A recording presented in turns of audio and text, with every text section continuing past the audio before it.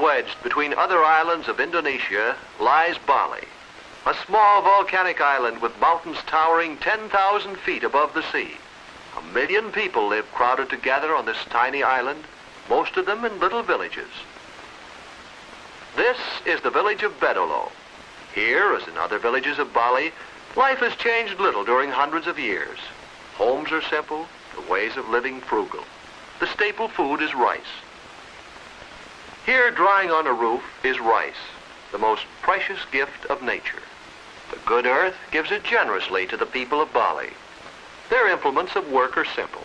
Long sticks with which to beat the rice and separate the grain from the stalk. Long sticks of light bamboo. The tools are simple, but nearly everybody on the island gets enough to eat. Hard-working are the people of Doeloe, hard-working and clinging to their old ways. The women of Doeloe perpetuate the time-honored craft of spinning. Using the same tools as their ancestors, they fashion garments for the coming festival of the New Year. Their looms and spinning wheels were made by village craftsmen. The patterns woven into the ceremonial scarves and sarongs, along with the skill of weaving, have been passed on from mother to daughter. And with them, the secret of making rich, colorful vegetable dyes. The art of carving masks is also time-honored and respected in the village. Ceremonial masks carved out of the native wood are appropriately painted for dance rituals. In Doeloe, the most important person is the village priest.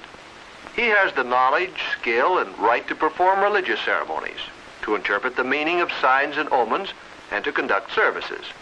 Just now, he is ready to perform the important ceremony of passage. Passage of this boy from boyhood to manhood. The boy is carried on his father's back to the village shrine. In the presence of his family and neighbors, he will become a man. With these symbolic motions, the priest accepts a new citizen in the name of the village. Now, coming out from the shrine, the boy is still self-conscious in his new role, but soon he will learn the duties of men in the village. This is a hot and humid island. Rains cause mountain streams to swell with water. Water that the people of Doeloe have learned to control and use for irrigating the fields and terraces. This is the season for planting the young shoots of rice. Here, people believe in carrying on customs inherited from their forefathers. It is custom in Doeloe that every project shall be regarded the common responsibility of the entire village. Although land is owned individually, the planting of rice is performed by the whole village under the rule of suku-duku. Suku-duku, all working together.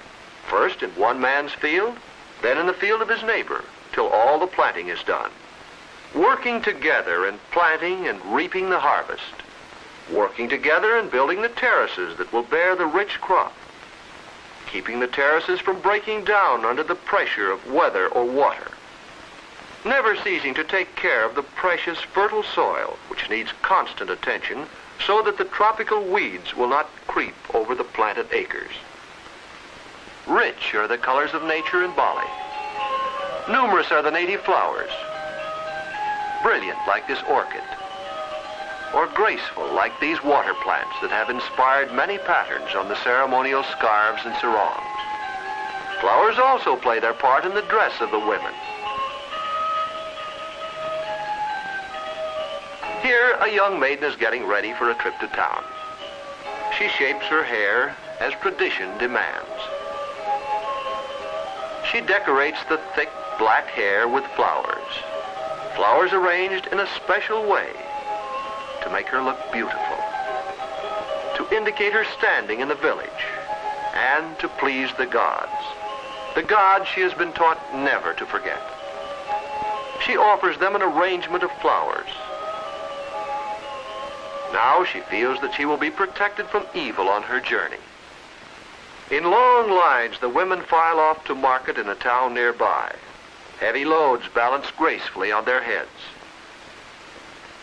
The marketplace bristles with activity.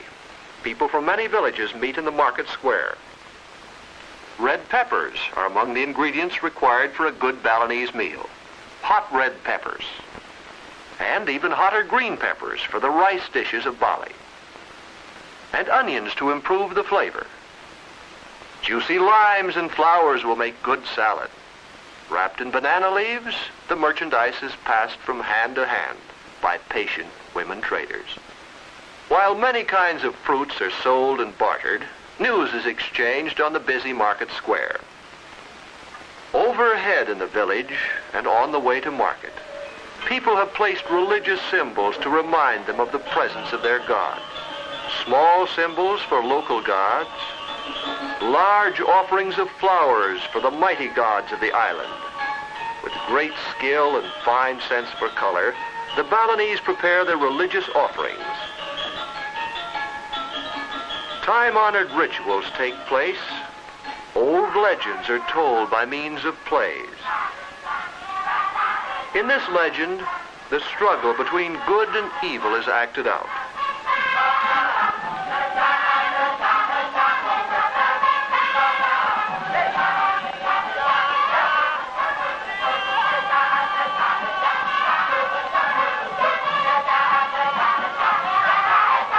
The crowd gets more and more excited watching the play, although everybody knows how it will end.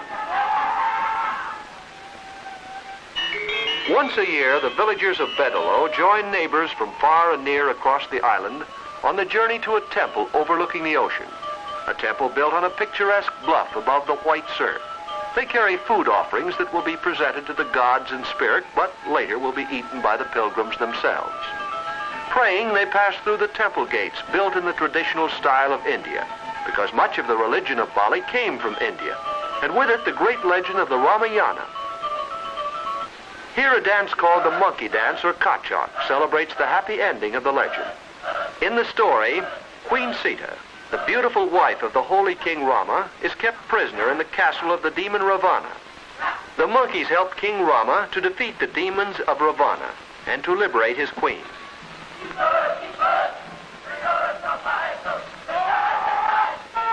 Music, too, is tied up with the old legends, and the same is true of the dance. The dancing maidens of Bali, trained from childhood in the difficult art of ceremonial dance, act out the old legends of the island.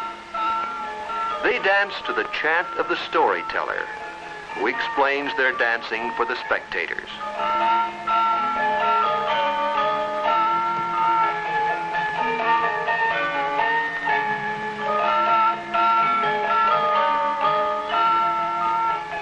In spite of the many holidays and ceremonies, the work must go on in the village of Doeloe. The rice is yellowed to ripeness and will soon be ready for harvesting. Harvesting by all the villagers together. But first, the goddess of rice must be thanked with the first sheaf of rice and flowers. Each man in his shrine pays tribute to the goddess. Each in his own way expresses his humble thanks. And then harvesting. Harvesting sukuduku by working together to take the precious grain from this field to the village, to select the best grain for new seedlings. Carefully, workers pull stalk after stalk. They believe that this will please the goddess, whose hair the rice is supposed to be. Carefully, they gather the rice so little of it will be lost. And thus, religion and practical reasoning join hands to protect the rich harvest as a reward for the months of work and care. And while this field is being harvested, other fields are growing a new crop.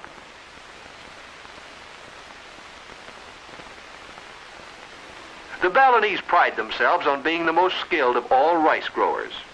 Nature helps them because in this warm climate, rice can grow at all seasons of the year. They've had to learn to build rice fields up along steep slopes of the mountains in order to provide food for themselves and their children.